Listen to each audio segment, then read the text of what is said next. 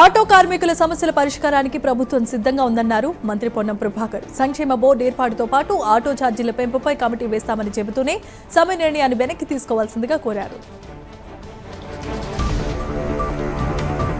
ఆదిలాబాద్ పట్టణంలో యుఐడిఎఫ్ నిధులతో చేపట్టబోతున్న CC roads, డ్రైన్ల పనులకు MLA Payal Shankar, municipal chairperson Bandari Anusha భూమి పూజ చేశారు. పనులు వెంటనే ప్రారంభించి నాణ్యతతో పూర్తి చేయాలన్నారు ఎమ్మెల్యే పాయల్ శంకర్.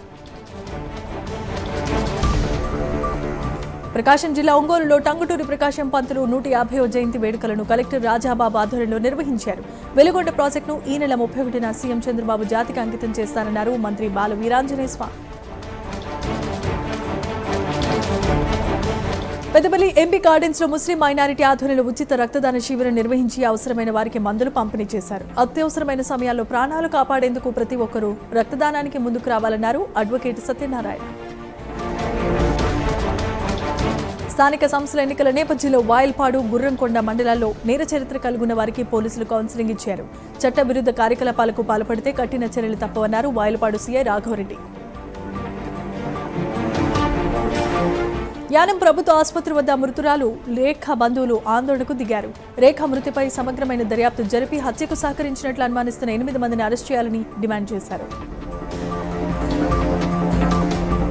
విశాఖ గాజువాకలో విదేశీ ఉద్యోగాల పేరుతో నిరుద్యోగులను మోసం చేసిన కేసులో 3 అరెస్ట్ చేసినట్లు సీఐ వాసనాయుడు తెలియజేశారు. న్యూజిలాండ్తో సహా పలు దేశాల్లో ఉద్యోగాలు ఇప్పిస్తామంటే డబ్బులు వసూలు చేసినట్లుగా దర్యాప్తులో తేలింది. మంచిర్యాల జిల్లా దండేపల్లి మండలం మోకాసిగూడెం స్టేజ్ వద్ద విద్యుత్ ప్రమాదంలో జూనియర్ లైన్మెన్ మహేందర్ తీవ్రంగా గాయపడ్డారు. చెట్ల కొమ్మలు తొలగించేందుకు విద్యుత్ స్తంభం ఎక్కిన సమయంలో షాక్ తగిలి కింద పడటంతో ఆసుపత్రికి తరలించారు.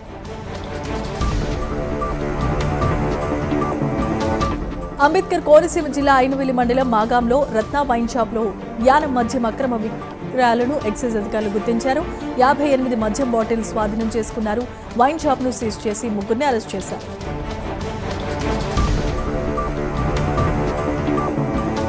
మంచిర్యాల జిల్లా మందమరిలో డాన్సర్ గట్టు సాయి కిరణ్ అనుమానాస్పద స్థితిలో ఉరివేసుకుని మృతి చెందాడు. వ్యక్తిగత కారణాలా మరింకేదైనా కారణమా అనే కోణంలో ఎస్ఐ నరేష్ ఆధ్వర్యంలో పోలీసులు దర్యాప్తు చేపట్టారు.